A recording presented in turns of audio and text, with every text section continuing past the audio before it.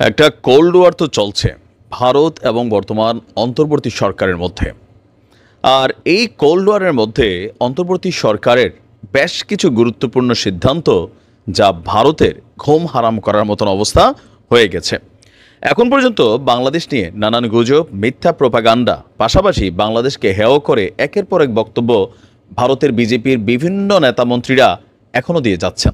এই যখন অবস্থা, তখন বাংলাদেশ আপনার লাইন বিতেই হাঁটলো।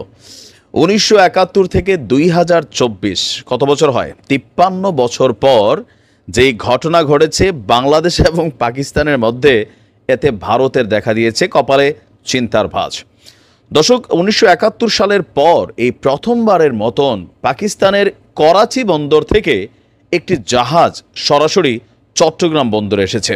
আর এতে টেনশন দেখা দিয়েছে ভারতের। প্রেক্ষাপটটা কি?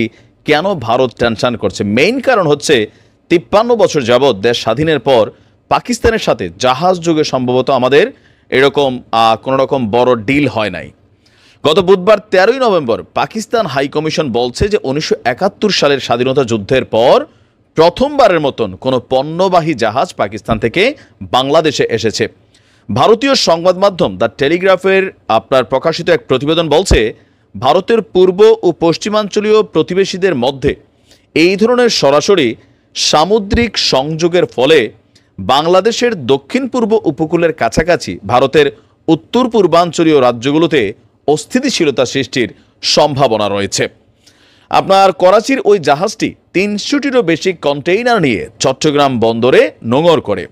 এ সময় বাংলাদেশের পাকিস্তানি হাইকমিশনার সৈয়দ আহমেদ মারুফ উপস্থিত ছিলেন। তিনি বলছেন, এটি দ্বিপাক্ষিক বাণিজ্যে একটি প্রধান পদক্ষেপ। এই নতুন রুটটি সাপ্লাই চেইনকে স্ট্রিমলাইন করবে, ট্রানজিটের সময় কমিয়ে দেবে এবং উভয় দেশের জন্য ব্যবসার নতুন দ্বার খুলবে।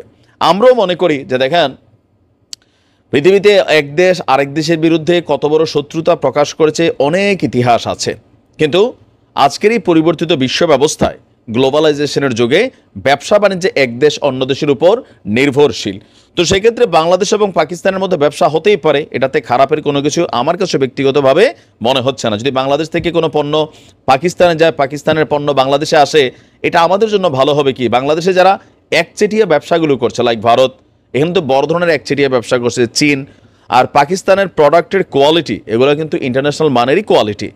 তো সেই কারণে পাকিস্তান থেকে যদি বাংলাদেশে পণ্য আসে, বাংলাদেশ থেকে পণ্য যায়, আমাদের জন্য যেমন উপকার, পাকিস্তানের জন্য উপকার, কম্পিটিশনমূলক একটা বাজার তৈরি হবে। কিন্তু ভারতের টেনশন হচ্ছে এই কন্টেনারে করে আসলে কি কি আসতে পারে, যেটা তাদের জন্য হুমকি স্বরূপ মনে করা হচ্ছে। বাংলাদেশ এবং পাকিস্তানের কর্মকর্তারা যখন বিষয়টি নিয়ে উচ্ছ্বাস প্রকাশ করেছেন, আপনার বাংলাদেশের একজন বিশেষজ্ঞ তিনি বলছেন যে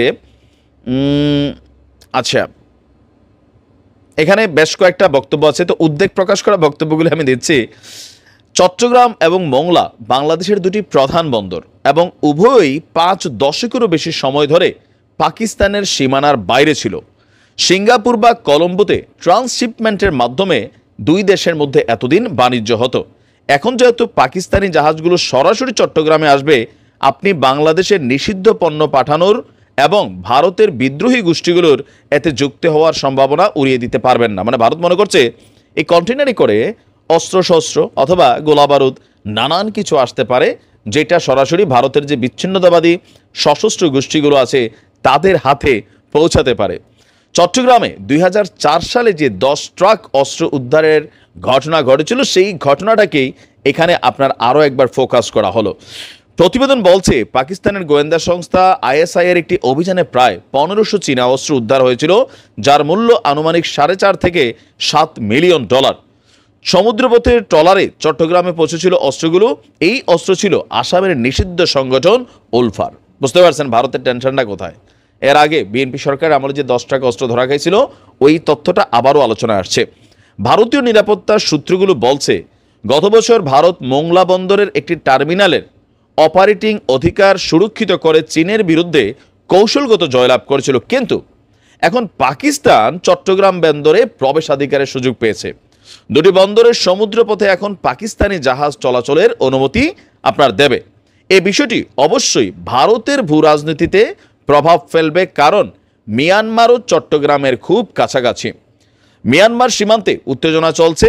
এই অবস্থায় মিয়ানমার থেকে বাংলাদেশে অনুপ্রবেশ এবং মাদক ব্যবসা নিয়েও ভারতের নিরাপত্তা সংস্থায় যথেষ্ট উদ্বেগ রয়েছে। তারা বলছে করাচি থেকে মালবাহী জাহাজটির বাংলাদেশে ঢোকা নিয়ে তাদের কাছে কোনো বিস্তারিত তথ্য নেই, তো তোমাদের সাথে কেন তথ্য থাকবে?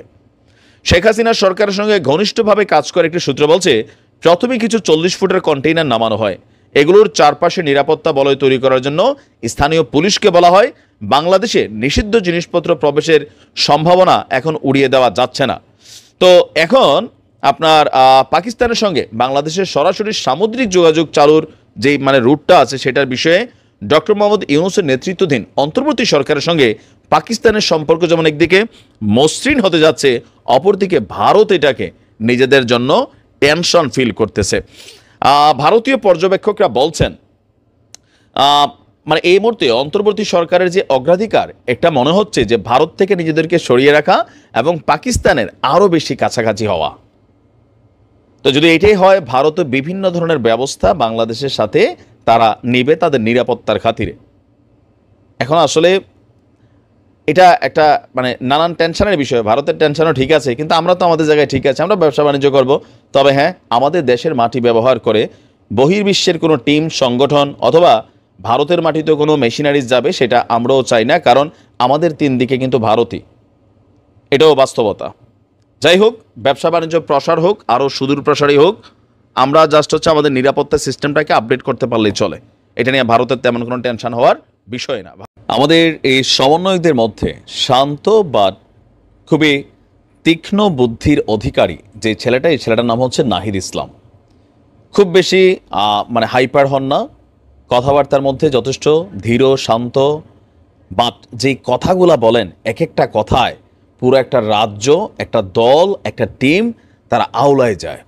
আজকে নাহিদ ইসলাম যেই কথা বলেছে আমার একদম মনের কথা বলছে ভাই। বিভিন্ন সময় আমরা এই কথাগুলাই বলছি যখন ইস্যুটা হয় ভারত এবং ইস্যুটা হয় আমার দেশের নাগরিক।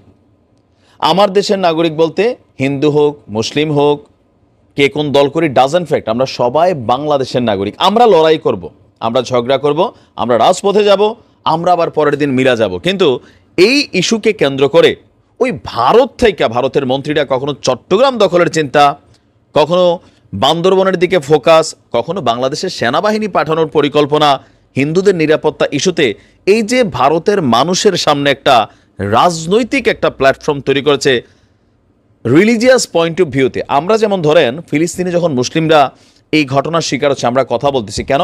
আমি মুসলিম, ওই মানুষটা মুসলিম। তদ্রূপ ভারতীয় মিডিয়ায় বাংলাদেশকে নিয়ে যে ভুলভাল বিভিন্ন রকম তথ্য দেওয়া হয়, বিভিন্ন পুরাণ ফুটেজ এগুলোর নগদ বলে চালাই দেওয়া হয়।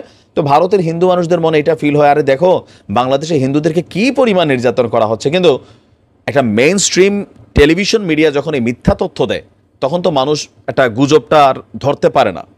তো এরকম নানান ইস্যু নিয়ে গতকালকে নাহিদ যে বক্তব্য দিয়েছে আমি তাকে ধন্যবাদ জানাই।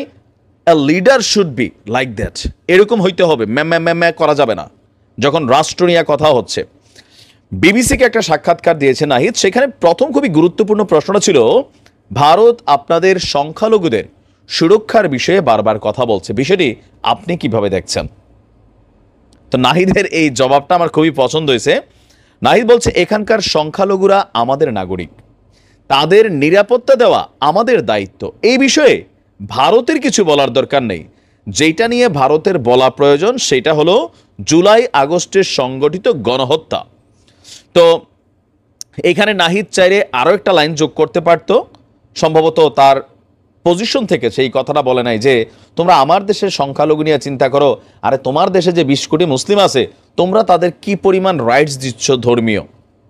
আমাদের রাষ্ট্র, আমাদের সরকার, আমাদের জনগণ যেভাবে আমরা পলিটিক্যাল পয়েন্ট অফ ভিউর বাহিরে দেখেন রাজনৈতিকভাবে আপনি জয় বাংলা, বাংলাদেশ জিন্দাবাদ এই স্লোগান, ভবিষ্যতে জামাতেরও এখন হিন্দু টিম হয়েছে, আপনি এখন জামাত, হিন্দু মানুষ জামাত করছেন, তো কালকে ধরেন আওয়ামী লীগ ক্ষমতা দিলে আপনারা তখন মারবে, তখন আপনি বলবেন যে কি ভাই আমি হিন্দু, আমার মারতেছে, এটা আওয়ামী লীগ এসে সংখ্যালঘু নির্যাতন করতেছে। ন, এতদিন যারা হিন্দুদের মধ্যে আওয়ামী লীগ করছে, জয় বাংলা করছে, তারা এখন নির্যাতনের শিকার হচ্ছে, সেম টু সেম মুসলমানরা তো হচ্ছে, ওইটা নিয়ে তো কেউ কথা বলছে না।